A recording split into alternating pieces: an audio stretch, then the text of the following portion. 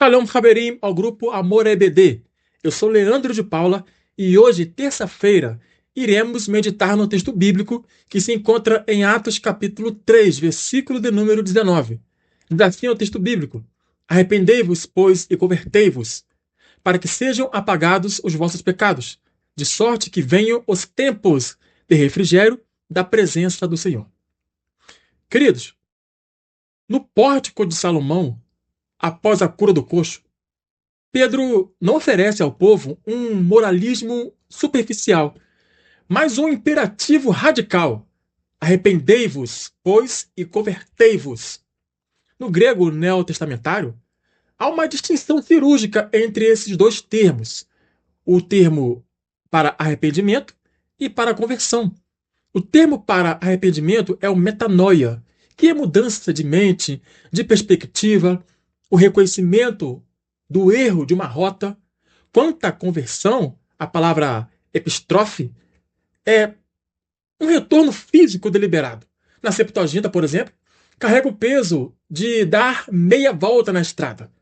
Pedro avisa que o povo caminhava na direção oposta a Deus, mesmo estando dentro do templo. Amados, a lição 11 é a personificação viva desse processo. O nome Jacó, no original, significa aquele que segura o calcanhar, etimologicamente falando. Mas alguns preferem suplantador, enganador. Jacó passa cerca de 20 anos em Padã Arã em uma fuga geográfica por medo de Esaú, mas sua maior distância era espiritual. Ele usava o nome do Deus de seus pais, mas confiava na sua própria capacidade de barganha. Como naquela engenharia genética lá das ovelhas de Labão, em Gênesis capítulo 30. Amados, é possível viver cercado de promessas espirituais, agindo como um órfão que precisa trapacear para sobreviver. Jacó representa o homem religioso que crê na promessa, mas tenta cumpri-la pelos métodos da carne. Ele não precisava de uma melhora de hábitos, mas de uma quebra de identidade. O arrependimento genuíno começa quando cessam as fugas. O ápice da crise de Jacó acontece à margem do ribeiro de Jaboque, cujo nome significa literalmente esvaziamento. Sim, Jaboque significa esvaziamento. Então, antes de ser preenchido com honra, ele precisava ser esvaziado. Para reencontrar Esaú, Jacó divide a família, envia presentes e bens adiante, até ficar completamente só. Deus remove todas as suas redes de segurança, para que ele não tenha onde se esconder. Ali, um homem, uma teofania, o próprio Cristo pré-encarnado, como alguns preferem, inicia uma luta com ele até o romper do dia. Deus toma a iniciativa de confrontar o pecador. Agora, quanto à articulação da coxa, alguns entendem que a linguagem aqui se trata de um eufemismo, mas para efeito de devocional, vamos entender coxa. Tudo bem? O fêmur é o osso mais forte do corpo humano. O eixo do equilíbrio e da força estável. Ao tocar e deslocar a articulação do fêmur, o anjo destrói a base da marcha independente de Jacó. Deus não destrói a vida de Jacó. Ele destrói a sua autossuficiência. Jacó entra na luta como um guerreiro independente e sai dela mancando. Entende, queridos? O arrependimento genuíno deixa uma marca de quebrantamento. O homem convertido caminha mancando na carne para depender inteiramente do cajado da graça. Atos capítulo 3, verso 19, afirma que a conversão serve para que sejam apagados os vossos pecados. No Antigo Testamento, esse apagamento e a restauração de um indivíduo são simbolizados pela mudança de nome. No Oriente Próximo, o nome definia a essência, o caráter e o destino daquela pessoa. No meio daquela luta, o anjo faz uma pergunta que funciona como um tribunal de consciência. Qual é o teu nome?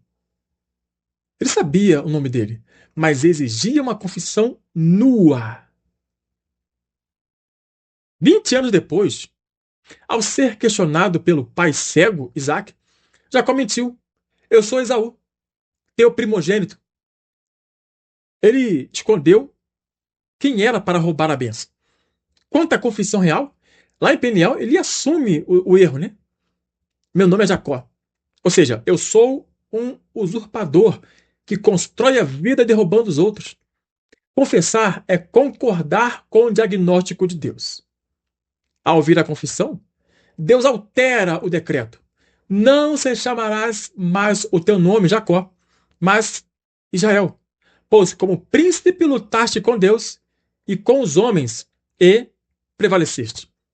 A raiz linguística de Israel também sugere Deus governará ou reto diante de Deus. A conversão transforma o suplantador torto em um homem reto. Deus constrói o passado, onde havia o registro de enganador. O sangue do pacto escreve: meu príncipe.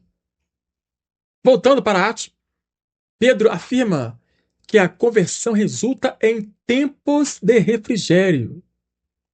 O sopro de ar fresco, alívio de um calor sufocante. A vida sem conversão é sufocante pelo medo de ser descoberto. O homem de honra experimenta o frescor da transparência, manifestado em 3 dimensões. Quais são elas? Restauração de relacionamentos. Gênesis capítulo 33. A prova de que Peniel foi uma conversão real e não um delírio emocional está na própria postura de Jacó diante de seu irmão.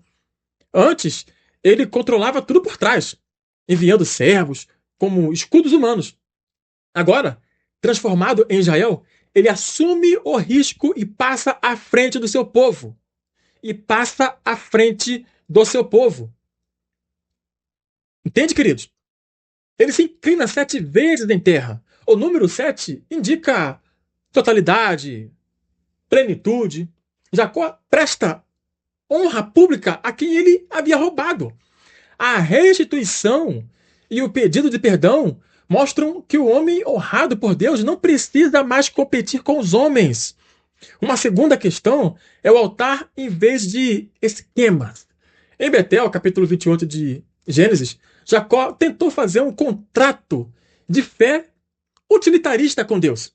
Se Deus for comigo e me der pão e vestes, então o Senhor será o meu Deus. Agora, amados, após a conversão, ele ergue o altar e o chama de El Elohei Israel, ou seja, Deus, o Deus de Israel. Ele não diz mais o Deus de meus pais. Ele assume a aliança. Deus agora governa a sua identidade. Ele não barganha mais, simplesmente adora. Terceiro ponto, um legado de fé. Ao resumir a vida de Jacó na galeria da fé, o escritor aos Hebreus foca apenas em um único momento. Pela fé, Jacó, próximo da morte, abençoou cada um dos filhos de José e adorou encostado à extremidade do seu bordão. Amados, bordão ou cajado era o instrumento de apoio desde a noite em que a sua coxa foi deslocada. Aquele pedaço de madeira era o testemunho constante de sua fraqueza e da fidelidade divina. Terminar a vida assim significava: vivi dependendo de Deus, e minha fraqueza operou a glória dele. O enganador, que antes roubava bênçãos, terminou a vida destilando bênçãos e heranças proféticas sobre as tribos futuras. Queridos, o texto de Atos, capítulo 3, verso 19, e a história de Jacó deixam 3 lições práticas para nós. Primeiro, o arrependimento dói, mas cura. Jacó mancou pelo resto de sua vida para lembrar-se de que sua força vinha da graça, não da malícia. Segundo ponto, Deus não melhora o velho homem, ele gera um novo homem. Ele não fez de Jacó um enganador melhorado, mas mudou a natureza dele a ponto de chamá-lo Israel. Terceiro ponto, o refrigério exige o fim das máscaras. A paz só veio quando ele aceitou o processo de conversão. Finalizando, queridos, nossa cultura incentiva o homem a vencer a qualquer custo e a construir fachadas, como Jacó vestindo a roupa de Esaú. Mas Deus não aceita máscaras. Ele nos para no ribeiro de nossa crise. Qual tem sido o seu nome? Você tem vivido sob o peso dos seus erros passados? Permita que o confronto com o Senhor quebre sua autossuficiência e desloque o seu orgulho. Amém, queridos? Deixe o erro, confesse quem você é e receba da parte do Senhor a identidade de honra que Ele reservou para os seus filhos. Que Deus, em Cristo, nos abençoe.